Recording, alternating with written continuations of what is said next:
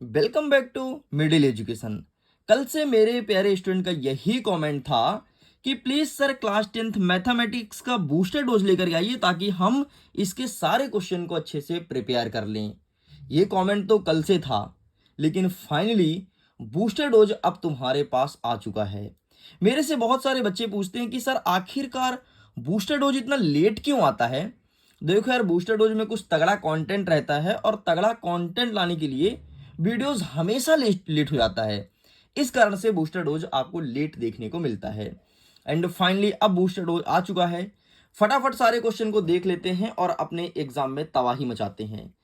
अब बच्चों का अलग अलग कमेंट हो सकता है कि सर मेरे में तो बेसिक आएगा, कुछ बोलेंगे सर मेरे में तो स्टैंडर्ड आएगा।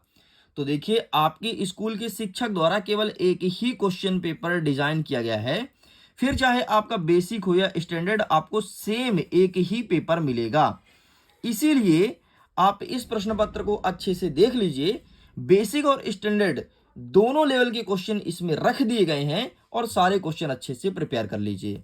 तो चलिए हम वीडियो में आगे बढ़ते हैं और फटाफट फटाफट करके सारे क्वेश्चन को बहुत अच्छे से समझने का प्रयास करते हैं। हमारा पहला प्रश्न कह रहा है कि 135 और 225 का एचसीएफ निकालो। देखो यार, हर एक स्कूल के पेपर में एक क्वेश्चन आ रहा है एचसीएफ निकालने के लिए और अथवा में आ रहा है एलसीएम निकालने के लिए। हर एक स्कूल में, मतलब हर एक स्कूल में अंक चेंज हो सकता है, लेकिन एचसीएफ और एलसीएम आ ही रहा है, तय है, आ रहा है। और ये देखना, प्रश्न क्रमांक 6 का पहला ही प्रश्न रहेगा, इसीलिए अच्छे से प्रिपेयर कर लेना। देखो कुछ क्वेश्चन यहाँ पर मैं दे दिया हूँ, ठीक है। ये वो क्वेश्चन है जो ज्यादातर स्कूल में पूछे जाने की बहुत ज्यादा संभावना है, ठीक। एंड एलसीएम, तो ये प्रिपेयर कर लेना। आगे बढ़ते हैं। तीसरा नंबर कह रहा है कि एचसीएफ व एलसीएम निकालने वाला एक प्रश्न सभी स्कूल में। ये देखो यहाँ पर लिख दिया गया है कि एलसीएम और एचसीएफ निकालने वाला एक प्रश्न सभी स्कूल में आ रहा है। बस इतना तुम्हें, प्रश्न क्रमांक 6 तुम्हारा रेडी हो गया। बस इतना समझ गए ना, प्रश्न क्रमांक 6 तुम्हारा रेडी। आगे बढ़ते हैं प्रश्न क्रमांक 7 की तरफ। तुम्हारे प्रश्न क्रमांक 7 में आएगा कि सिद्ध करो कि कोई संख्या अपरिमेय संख्या है। कुछ स्कूल में आ रहा है 2√5, तो कुछ जगह देखने को मिलेगा कि 5 माइनस √3। इतने में ही नहीं, कुछ स्कूल में तो ये भी आ रहा है कि अपरिमेय संख्या प्रूफ करने के लिए √3, √2, √5 ये क्वेश्चन एग्जाम में देखने को मिल रहा है। अच्छे से देख लीजिए।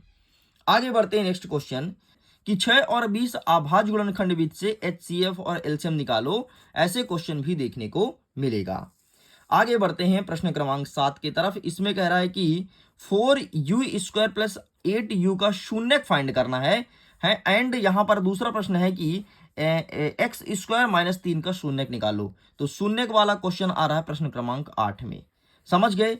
6 में पूछेगा एचसीएफ एलसीएम निकालने के लिए, 7 में पूछेगा आपको अपरिमेय संख्या निकालने के लिए, और 8 में पूछेगा शून्यक निकालने के लिए। सारा कॉन्सेप्ट क्लियर होना चाहिए। एक एक प्रश्न का मैं बता रहा हूं कि कहां से क्या बनेगा। आगे बढ़ते हैं।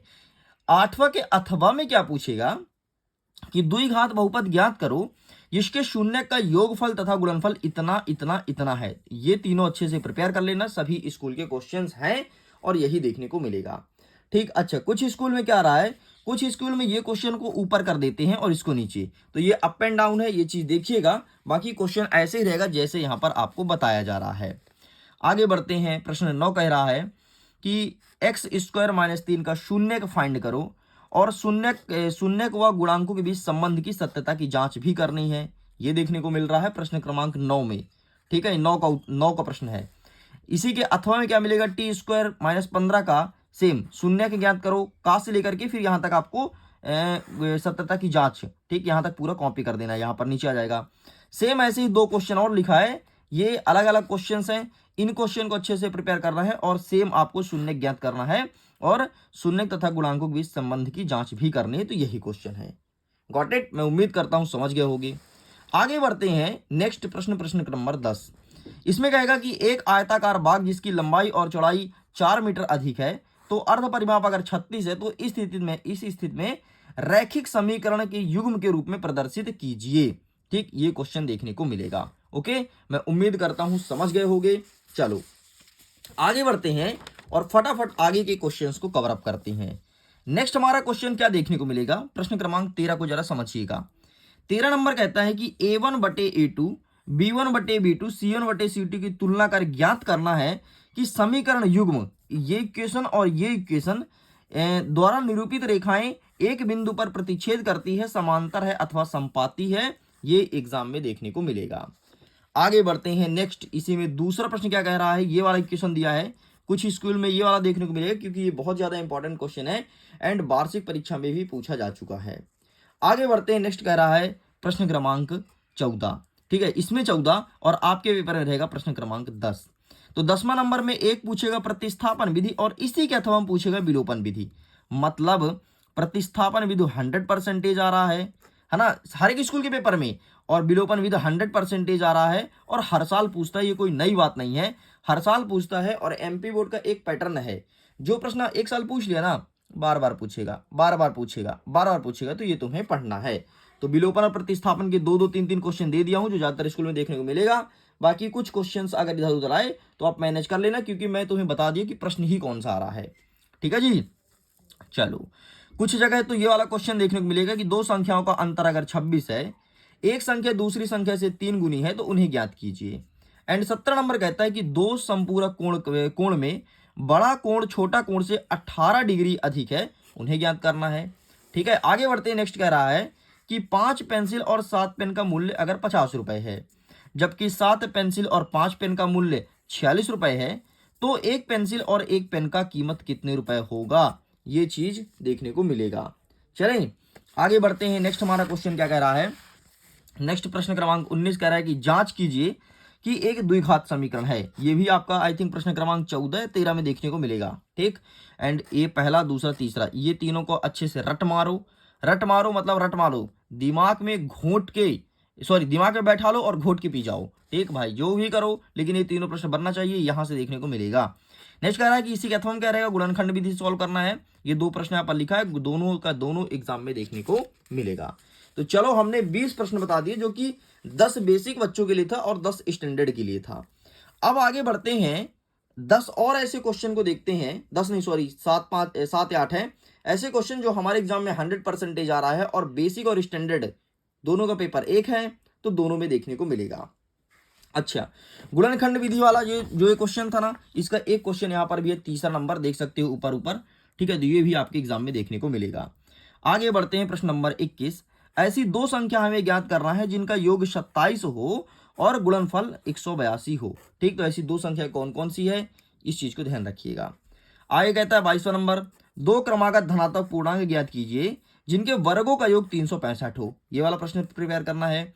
23वां नंबर कह रहा है कि द्विघात समीकरण दिया गया है इतना, और इसके विविधकर का सूत्र लगा करके इसे फाइंड करना है। प्रश्न नंबर 15, 100% सारे स्कूल में आ रहा है। विविधकर का सूत्र याद रखना, b² - 4ac। ये तो देखने को मिल ही रहा है, मिल रहा भाई, मिल रहा। लॉक कर दो, लॉक कर दो, सारे स्कूल में आ रहा है। ठीक है, सारे स्कूल मतलब सारे स्कूल। नेक्स्ट कह रहा है 24 नंबर, समांतर श्रेणी 10, 7 और 4 है, इसका 10वां पद क्या होगा, ये चीज हमें फाइंड करना है।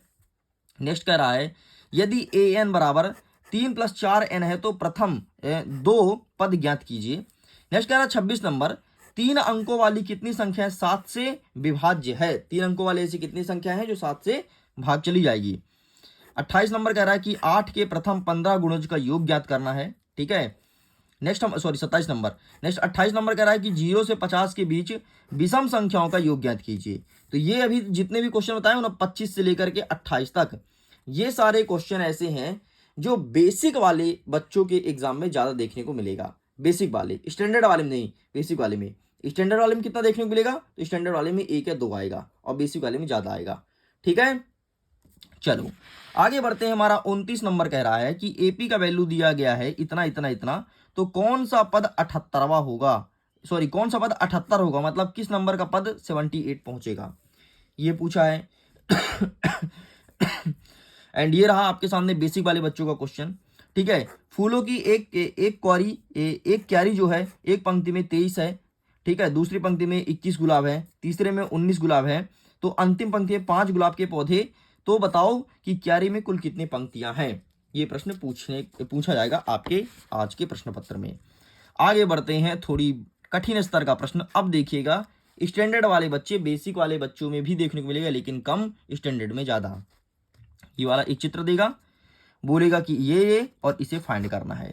ठीक, नेक्स्ट देख लो, एक आकृति देगा, त्रिभुज ए ओ डी सी, और ये सर्वांगसम है त्रिभुज ओ बी ए के, और ये आपका है 125 डिग्री। तो यहाँ पर लिखा है कोण सी डी ओ 70 डिग्री है, तो कोण सी ओ डी ओ सी और कोण डी सी ओ एंड कोण ओ ए बी फाइंड करना है, ये एग्जाम में देखने को मिलेगा। चलो भाई, एक दो प्रश्न और है जो कि स्टैंडर्ड वाले बच्चों के लिए है। ठीक, किसी त्रिभुज पी क्यू आर की भुजा इतनी और इतनी दी गई है, तो क्रमशः बिंदु ई और एफ पर स्थित है। तो बताइए कि क्या ई एफ परपेंडिकुलर होगा क्यू आर को, और यदि पीई का मान इतना दिया है और इसका इसका इसका इतना वैल्यू फाइंड किया है, तो आपको फाइंड करना है कि क्या परपेंडिकुलर है या फिर नहीं।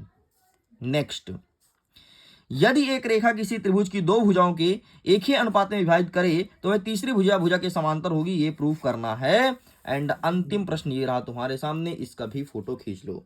बाकी इसका पीडीएफ मिल जाएगा, लिंक डिस्क्रिप्शन बॉक्स में दिया गया है, जाइए जाकर के डाउनलोड करिए और अपने पढ़ाई को बेहतर कीजिए। तो मैं करता हूँ वीडियो को एंड। पूरा का पूरा बूस्टर डोज कंप्लीट हो चुका है, चाहे बेसिक पेपर हो या स्टैंडर्ड, यही आपके एग्जाम में देखने को मिलेगा। Thank you so much. खुश रहिए, पढ़ते रहिए। Bye bye.